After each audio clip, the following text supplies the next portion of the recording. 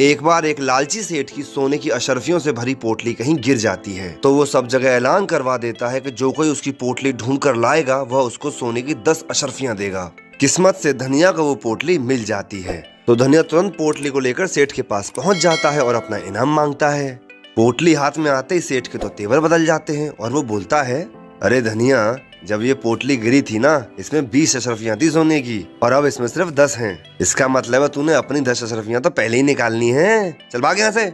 सेठ जैसे ही धनिया को भगाता है, धनिया सीधा जाता है बादशाह अकबर के दरबार में और बादशाह को सारी कहानी सुना देता है। इसके बाद सेठ को भी दरबार में हाजिर किया जाता है और तब बादशाह अकबर उससे पूछते हैं, क्या तुम्हारी पोटली में पक्का 20 अशरफियां ही थी?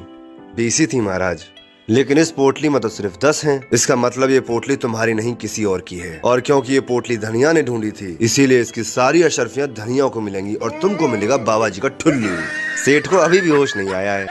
एक बार एक गरीब और अमीर लड़के में बहुत गहरी दोस्ती हुई, लेकिन उन दोनों की दोस्ती के बीच एक और अमीर लड़का आ गया। उसने अपने जैसे अमीर को तो गले लगाया, लेकिन गरीब को धक्का मारकर भगा दिया। फिर पहले अमीर ने पूछा कि तुमने उसे धक्का क्यों मारा? फिर दूसरे अमीर ने कहा कि गरीब से दोस्ती करने का कोई फायदा नहीं, वो कभी काम नहीं आते। फिर पहले अमीर दोस्त की किसी से लड़ाई हो गई और वो मारपीट पर उतर आए। उसने दूसरे अमीर दोस्त से फोन करके मदद मांगी और फिर दूसरा अमीर जब वहाँ आया तो वो अपनी जान की परवाह करते हुए वहाँ से भाग गया और फिर पहले अमीर दोस्त को बहुत मार पड़ी। फिर रास्ते में दूसरे अमीर लड़के को वही गरीब लड़का मिला और बोला कि 2 गुंडे तुम्हारे दोस्त को बहुत बुरी तरह मार रहे हैं। फिर वो गरीब दोस्त अपने दोस्त को बचाने के लिए भागा। फिर वो अपनी जान की परवाह ना करते हुए उन गुंडों को मारने लगा, पर गुंडे उस पर भी हावी हो गए। लेकिन यहाँ बात जीत की नहीं, साथ निभाने की थी, जो उस अमीर ने नहीं गरीब ने निभाई। दोस्त अमीर गरीब नहीं होता, दोस्त वही होता है जो बुरे वक्त में आपका साथ दे।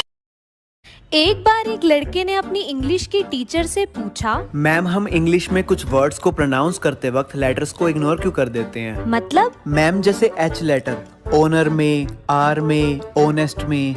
नहीं बेटा, इनको हम इग्नोर नहीं साइलेंट कंसीडर करते हैं। अच्छा। ये सुनकर लड़का और कंफ्यूज हो गया। फिर लंच ब्रेक में टीचर ने उस लड़के को अपना टिफिन दिया और कहा, heat it in the cafeteria. फिर थोड़ी देर बाद लड़का वापस आया और उसने टीचर को टिफिन दिया। जैसे ही टीचर ने टिफिन खोला तो देखा कि टिफिन खाली था। टीचर ने कहा, ये क्या है? मैंने तुम्हें कहा था कि जाओ और मेरे फूड को हीट करके लाओ, लेकिन तुम तो खाली ले आए। तो लड़का बोला, अच्छा मैम मुझे लगा यहाँ पर भी एच लेटर साइलेंट था।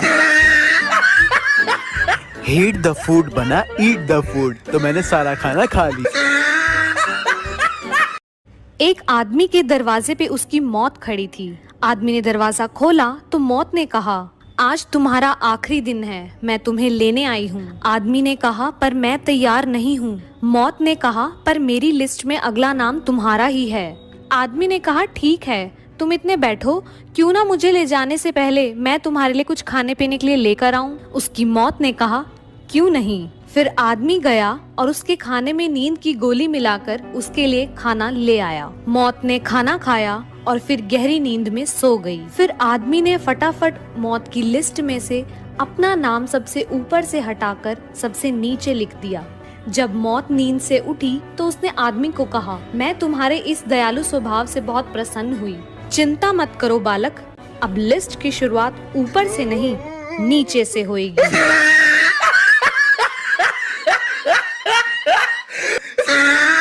Ha